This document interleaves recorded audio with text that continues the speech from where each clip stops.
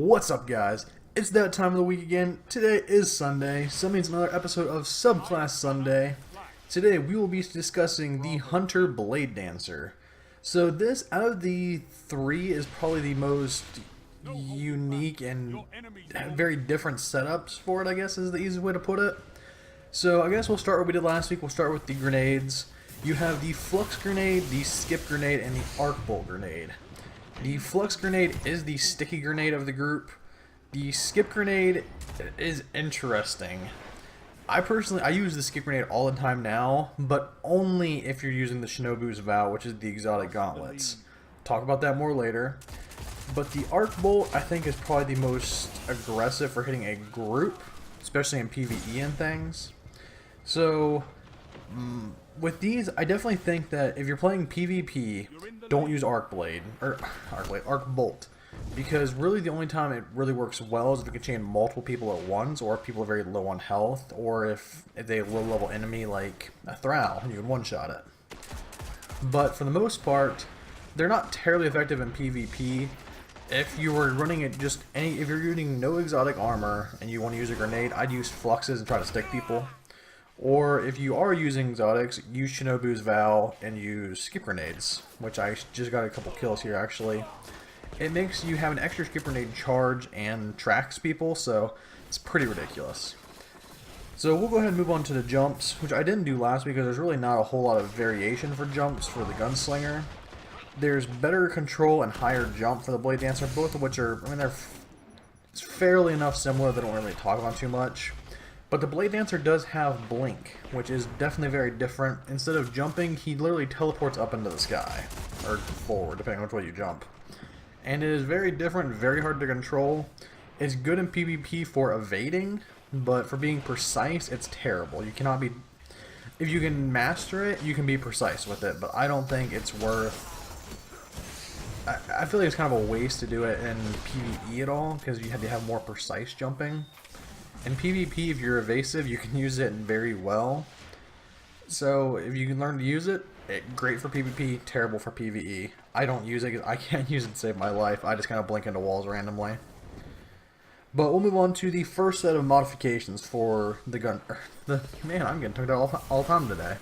So for the mods for the Bladedancer, we have Showstopper, Razor's Edge, and Vanish. Those will work on his super, which is the Arc Blade.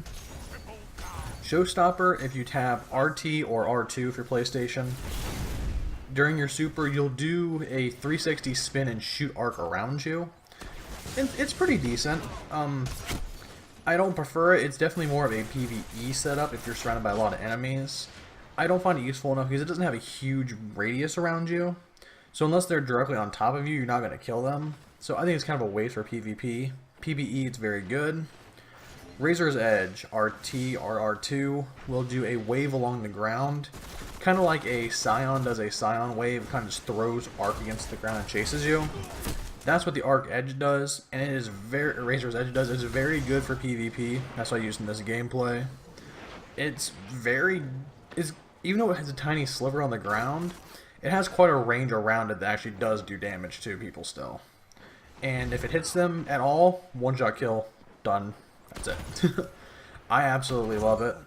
The third one is Vanish. You do the same thing. RT, R2 will make you do a 360 spin, and instead of doing any damage, you'll just go invis. So, kind of unique. That's where the Blade Dance kind of is most utilized, is you have three different ways to run the Blade Dance. You have the PvP setup, which I will show at the end, along with a PvE for aggressive Blade Dance, what I'd call it, and then a stealth Blade Dance. So I'll show links to all of them, how I'd run them in the end here, but each one of these setups is very different, and it's very different uses for it, depending on how your playstyle works. I normally don't use Bladedancer for anything but PvP, so I'm only using the first build I do, but if you need to sneak through something, or if you want to be an aggressive Bladedancer, they all work. You just gotta figure out how to make them work. So I'll show the links down here at the end of it. But moving on to these melee ability for these guys. Very, very unique. It is Blink Strike. So Hunters don't have the best melees in general because they don't have a whole lot of range, unlike the Warlock. But with the Blink Strike, if you have a charged up melee and you melee somebody, it does a lunging stab. It actually teleports you, and actually does quite a bit of damage. I mean, it doesn't do more damage than usual, but that lunge is definitely very useful because people are hard to hit you while you're lunging, unless you're shotgunning, obviously. So it's kind of interesting, especially since hunters aren't melee heavy people normally. So mod 2, fleet-footed quick draw Shatterjack. Again, all of these are very good depending on which build you're doing. Fleet-footed increases your max speed and you slide longer. Quick draw weapons are ready immediately, and Shatterjack increases duration of your invisibility. So fleet-footed is good on a aggressive blade dance class. Quick draw is great for the PvP build, and Shatterjack is great for if you want to do Invis Hunter the entire time. So it just depends how you want to play it. It's very diverse. So I'll show them all at the end of the video. You guys take a look at the best setups for it. But then moving into mods 3, we have Encore, which is killing an enemy extends the super duration. Stalker, crouch for invisibility. And Hungering Blade kills the super, and Blink Strike regenerates your health to full. Again, all very interesting and useful pieces.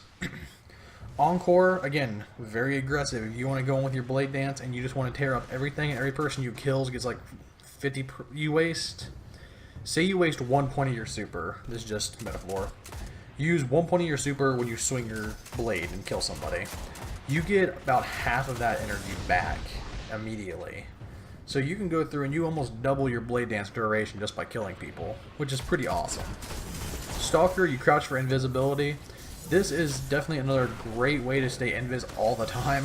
I mean, you have crouch, you have blink strike, you have vanish. I mean, and if you equip the Don't Touch Me gauntlets, which we'll talk about more about in a second, it also makes you go invis when you get hit. So there's just so many different ways for you to be invis. Then Hungering Blade is perfect for PvP. If you hit anybody with your super, you automatically regenerate your health to full. So we'll move into the exotics that work well with Blade Dance. ATS Tarantella, your grenades and super regen faster. That's alright. Lucky Raspberry, your arc. Sorry, what was it? The arc bolt grenade chains farther between people, so it shocks one person while chained to somebody else. And you spawn with grenade energy. Both are very useful in their own aspects, I guess. Not crazy. Don't Touch Me's when you take melee damage, you turn invis. Again, that is very useful if you're running certain things where you want to be invis all the time. You have the Khepri Sting, invis while crouching. So if you want to run, let's say you don't want to run Stalker, you want to run Hungering Blade, you can still crouch invis and have Hungering Blade on. Pretty useful. And if you melee an enemy from behind, it takes 4 times damage, so it will one-shot and then summon Crucible. Shinobu's Vow, improved skip grenades and an additional skip grenade. Definitely the best thing to run in PvP. It's hands down the best. Mask of the Third Man, Arc Blade uses less energy. So again, if you want to just spam, if you want to put this on, you want to put on Encore, you want to put on Showstopper and have the aggressive Blade Dance, you'll always have your super and it's always going crazy. So that's about it, guys. I showed at the end here the different versions. It is really about your playstyle. So figure out what works best for you guys, and I hope you guys enjoyed this. I hope you guys enjoyed this little in-depth series. And other than that, guys, I'll talk to you later. Bye.